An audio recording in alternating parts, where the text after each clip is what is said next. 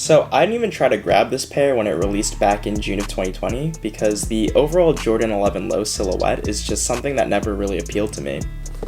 I also have this pair of Bred 11s in the higher cut that I grabbed in late 2019, so I already have my Jordan 11 retro fix. But like most of my pickups, impulse kicked in, and I grabbed this pair of the Jordan 11 Low in the Concord Bred colorway straight from Nike for retail.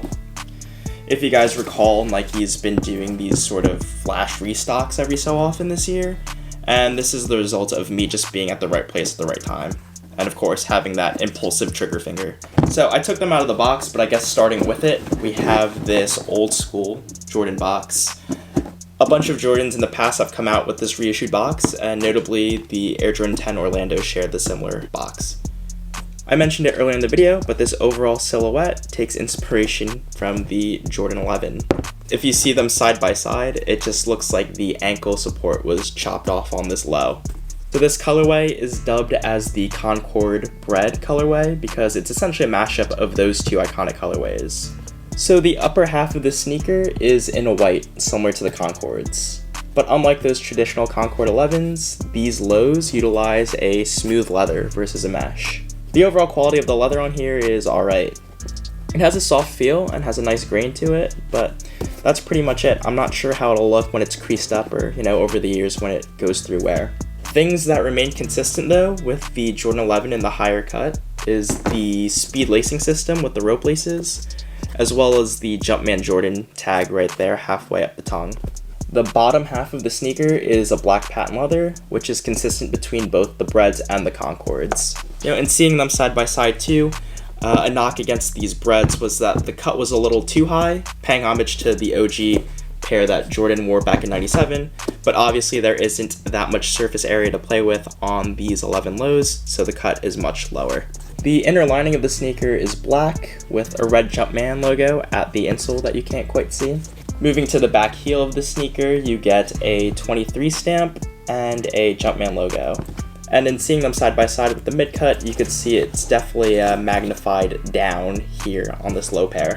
Getting down to the midsole of the sneaker, it's a white Phylon midsole with a full-length air sole unit. And then closing out is this red translucent outsole with the various hits of the herringbone traction pattern. Underneath that is a full-length carbon fiber plate for added stability and support. I'd say the Jordan 11 is decently comfortable, but my only gripe with it in general is that the midsole is susceptible to creasing with wear over time, so it loses that sort of bounce that you get initially. Personally, I haven't tried on this pair to preserve the dead stock nature of them, but if I had to guess, they probably fit the same as the higher cut, as it's essentially the same sneaker. So in that case, I'd recommend going to your true shoe size. Overall, I don't have really any big knocks against the sneaker. It's a pretty basic sneaker if you look at it, low cut, few colors, and that's pretty much it.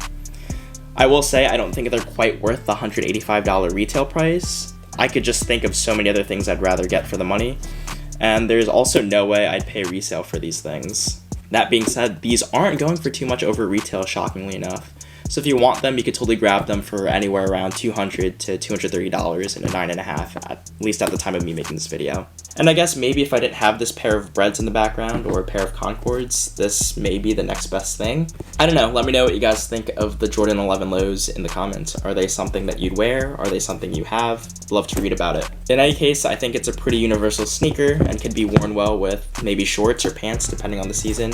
The color blocking, again, it's a red, white, and black sneaker, mainly white in this case, but for what it is, it's pretty cool, I guess. If you couldn't tell by, I guess, the notion of this quick turnaround on the video, I'm obviously not going to be hanging on to these. So you could find them on my new selling page at Stuff Dylan Sells. Hit me up over there if you're interested in grabbing these or even trading for stuff. I'm open to anything, let's work out a deal. And speaking of Instagram too, follow me at my main account at Stuff Dylan Likes to keep up with random pickups like this one.